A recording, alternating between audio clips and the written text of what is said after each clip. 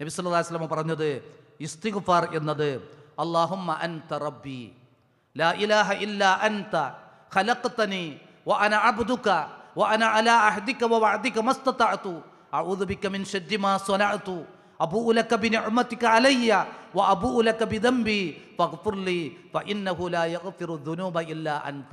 അർത്ഥമൊക്കെ നമ്മൾ സമയം പോലെ പഠിച്ച് സുബ്ഹി നമസ്കാരം കഴിഞ്ഞ് സൂര്യൻ ഉദിക്കുന്നതിന് മുമ്പും അസ്ർ നമസ്കാരം കഴിഞ്ഞ് സൂര്യൻ അസ്തമിക്കുന്നതിന് മുമ്പും ഈ പകലിൻ്റെ രണ്ടറ്റങ്ങളിൽ ഓരോ തവണ സയ്യിദുൽ ഇസ്തിഗ്ഫാർ ഉരുവിടാത്ത ഒരു പ്രഭാതവും പ്രദോഷവും നമ്മിലൂടെ കടന്നു പോകാതിരിക്കാൻ ശ്രദ്ധിക്കുക. എന്താണ് ഇതിൻ്റെ നേട്ടം?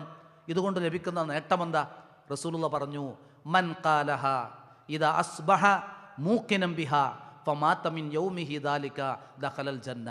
രാവിലെ സയ്യിദുൽ ഇസ്തിഗ്ഫാറിൻ്റെ അർത്ഥവും അതിലടങ്ങിയ കാര്യങ്ങളും അതിൽ പറഞ്ഞ ആ കാര്യങ്ങൾ ദൃഢവിശ്വാസിയായിക്കൊണ്ട് രാവിലെ അവൻ ചൊല്ലി ഉരുവിട്ടു, അന്ന് വൈകുന്നേരത്തിന് മുമ്പാണ് അവൻ മരണപ്പെടുന്നതെങ്കിൽ ദഖലൽ ജന്ന, അവൻ സ്വർഗത്തിൽ കടന്നു.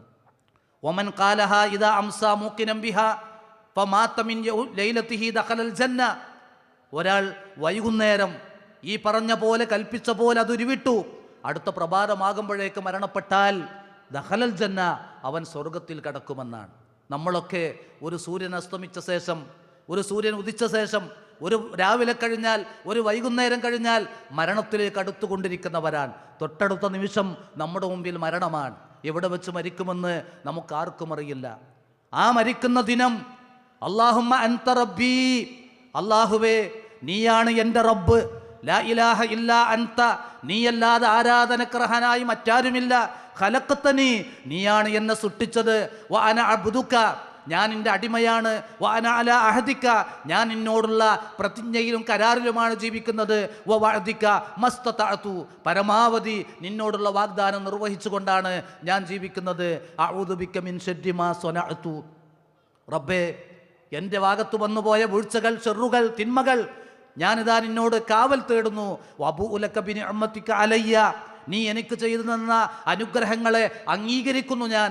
വഅബൂഉ ലക ബിദംബി ഞാൻ ചെയ്തു പോയ പാപങ്ങൾ നിന്നോട് ഞാൻ സമ്മതിക്കുകയാണ്. റബ്ബേ ഫഗ്ഫിർ ലി നീ എനിക്ക് പുറത്തു തരണേ.